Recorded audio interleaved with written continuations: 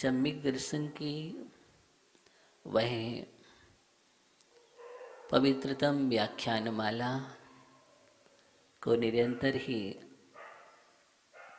सुन रहे हैं और सुनने के लिए पिपासु भी है। सम्यक दर्शन समीचीन श्रद्धा, निष्ठा, आस्था, दृढ़ विश्वास जीवन में होना अनिवार्य चरण है। अगर हमें कल्याण करना है, हित करना है जीवन का, या समीचीन उपलब्धियां प्राप्त करना है, या हमें महान बनना है, तो वह सम्यक दर्शन होना बहुत ही अनिवार्य है। सम्यक दर्शन के लिए आचार्यों ने पहला मंगलाचरण कहा है मोक्ष मार्ग का। प्रथम सीढ़ी मूल है दंसण मूलो धम्मो, आचार्य कुंदकुंद स्वामी लिखा है, और उसी सम्यक दर्शन रूपी मूल को हम यहाँ जानने का प्रयास कर रहे हैं। हमारे जीवन में वो सम्यक्त खिल जाए जिसके माध्यम से हमें अपने अंदर परमात्मा के दर्शन हो सकते हैं। जब तक सम्यक्त नहीं होता तब तक हम अपने अस्तित्व को भी नहीं समझ सकते हैं। तत्वार्थ का सही श्रद्धान अथवा तत्वों की जानकारी, तत्वबोध, तत्व में तत्व क्या छिपा है, क्या है मोक्ष मार्ग, भगवान बनने का रास्ता क्या है, ये सभी कुछ हमारे जीवन में सम्यक दर्शन रूपी आँख या नेत्र से ही हमें ये दिखाई देता है। इसलिए सम्यक दर्शन को आँख कहा गया है। आँख है तो हम मोक्ष मार्ग देख सकते हैं, निर्गंथ गुरुओं को समझ सकते हैं, रत्नात्रय का अधिक दर्शन कर सकते हैं, जिनेंद्र की वाणी को भी समझ सकते हैं, देख सकते हैं, और परमात्मा का भी सच्ची रूप में दर्शन कर सकते हैं। वह आँख श्रद्धा की होना अनिवार्य है। इसलिए आँख खुल जाए, श्रद्धा के नेत्र खुल जाएं, ये हम निरंतर ही भावना भाते हैं, और वो हमारी आँख एकदम सुरक्षित रहें। उस सुरक्षा के लिए आचार्य भगवंतों ने 8 अंक की बात कही है। और देखिए, जब हमारे जीवन में हमने देखा निशंकित अंग आ चुका है, किसी प्रकार की शंका नहीं है, संदेह ही नहीं है, भोगों की कोई आकांक्षा नहीं है, संसार की कोई इच्छाएं नहीं है, कामनाएं नहीं है, और जिसके जीवन में धर्म धर्मात्मा के प्रति किसी भी प्रकार की ग्लानि नहीं है, कोई मूर्ताएं जीवन में नहीं है, मूर्ताओं से दूर हो चुका है जीवन, अंधविश्वास या अंधरूढ़ियों से दूर है, ऐसा विवेक उत्पन्न हो गया है। प्रज्ञा संपन्न जीव खोटे मार्ग की किसी भी प्रकार की सराहना भी नहीं करता है, और जिसकी दृष्टि में कोई दोष नहीं दिखते हैं, बुराई नहीं दिखते हैं, हमेशा तत्पर रहता है, सभी को अच्छे मार्ग पर स्थिर करने के लिए स्वयं स्थिर रहता है, अपने परिणामों को संभालता है, दूसरों को भी संभालता है, सच्चे श्रद्धान व चारित्र में स्थिर करने की भावना या उस मार्ग पर ले जाने के लिए कटिबद्ध रहता है और जिसका हृदय धर्म से आप्लावित है, साधर्मियों के प्रति स्नेह बरसता है, वह वात्सल अंग से सुशोभित हो चुका है, वो रसधार बह रही है जिसके अंदर में। ऐसा 7 अंग जिसके जीवन में आ चुके हैं, अब बतलाओ 8वां अंग कहने की आवश्यकता ही नहीं है, क्योंकि 7 अंग का योग ही 8वां अंग है। जिसका आचरण इस प्रकार का हो चुका है, उसके जीवन के द्वारा चारों ओर अपने आप प्रभावना होती है, सौम्य प्रभावना होती है। इस 7 अंग है तो 8वां अंग चरितार्थ होता है, और 7 जीवन में नहीं है, इन 7 का तो 8वां भी नहीं आएगा। इनकी समग्र पूर्ण आचरण जो है, इन 7 की महक जो है, वही चारों ओर फैलते हैं। उसी को जिन शासन में प्रभावना अंग कहा गया है। जिसके जीवन में प्रकाश ही प्रकाश भर चुका है, वह हमेशा किसी को अंधकार में नहीं देखना चाहता है। बहुत काल से अंधकार में जो हो और उसको प्रकाश की किरण मिल जाए तो निश्चित ही वो अपने जीवन में जो आनंद महसूस करता है, जो अनुभूति करता है, जो आह्लाद होता है, जो सुख और शांति होती है, विचार करता है हमारा जीवन यूं ही अंधकार में चला गया है, अब जीवन में प्रकाश मिला है और मैं प्रकाश में आ चुका हूं। अब वो प्रकाश को खोना नहीं चाहता। किसको? प्रकाश को खोना नहीं चाहता, हर पल प्रकाश में रहना चाहता है, क्योंकि प्रकाश में उठना, बैठना, चलना सब कुछ अच्छा लगता है। अंधेरे में किसी को अच्छा नहीं लगता। आप अंधेरे में चलना भी पसंद नहीं करते हैं, बैठना भी पसंद नहीं करते हैं, कोई भी क्रिया अंधकार में नहीं चाहते हैं आप। जहाँ गुप्त अंधेरा हो वहाँ भय रहता है, वह संदेह भी रहता है, कई समस्याएं रहती हैं। और अगर प्रकाश हो जाए तो आपको बहुत अच्छा लगता है, आप निर्भय हो जाते हैं। रात्रि में आप गमन कर रहे हो, गुप्त अंधेरा हो तो आपको भय लगेगा, और जैसे ही सूर्य की किरण निकल आए फिर आपको एकदम आप निर्भय हो जाएंगे। तो प्रकाश हमेशा ही अच्छा है, अंधकार अच्छा नहीं है प्रकाश जी। इसलिए जीवन में रत्नात्रय का प्रकाश करो। किसका? रत्नात्रय का प्रकाश कर लो जीवन में, फिर अंधेरा नहीं होगा। अभी तो नाम निक्षेप है, फिर तुम भाव निक्षेप में पहुंच जाओगे। तो आचार्य भगवान यही कह रहे हैं।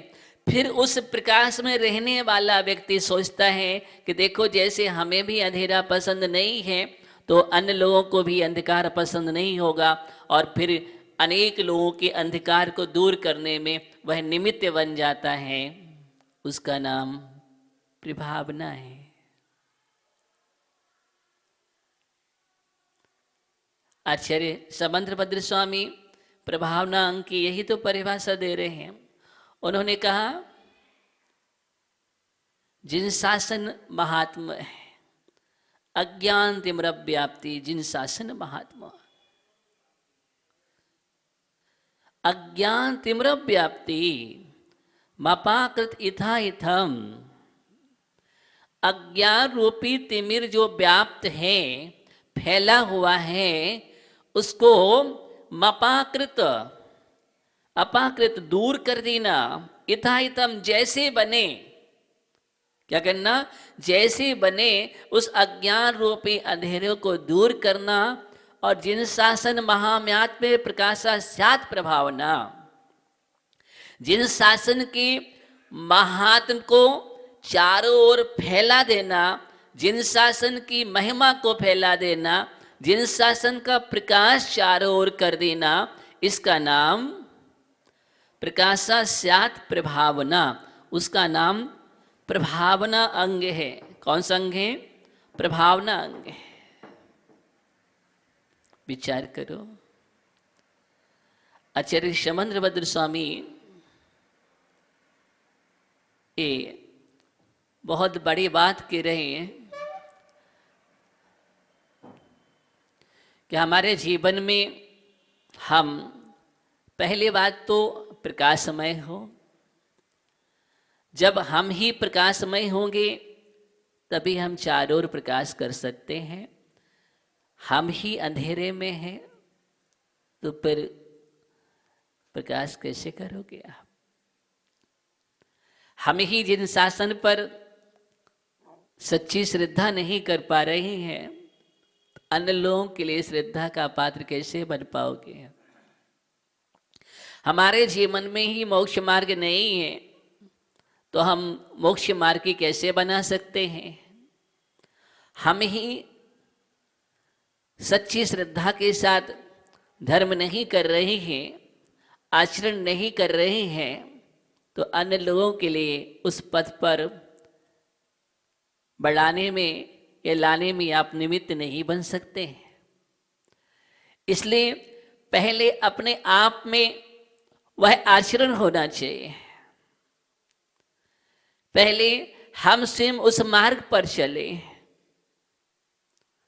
और जब आप मार्ग पर चलोगे तो आपको कहना नहीं पड़ेगा, आपको देख करके चलेंगे।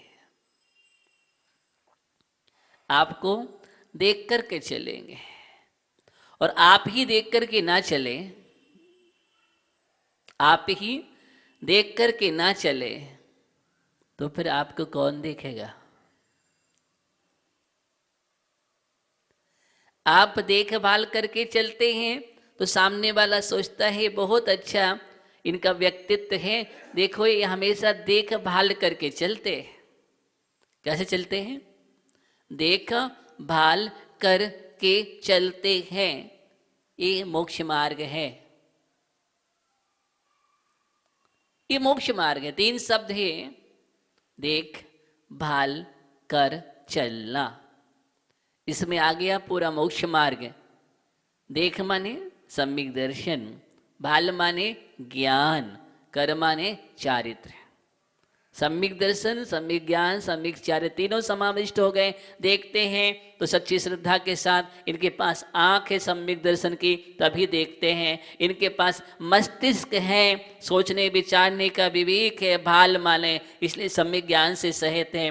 कर यानी कर माने चरण है, चारित्र है तभी चलते हैं। इसलिए देखभाल करके चलना। कैसे चलना? देखभाल करके चलना, यही तो मोक्ष मार्ग है। और इस पर चलोगे तो मोक्ष मार्ग की प्रभावना होगी।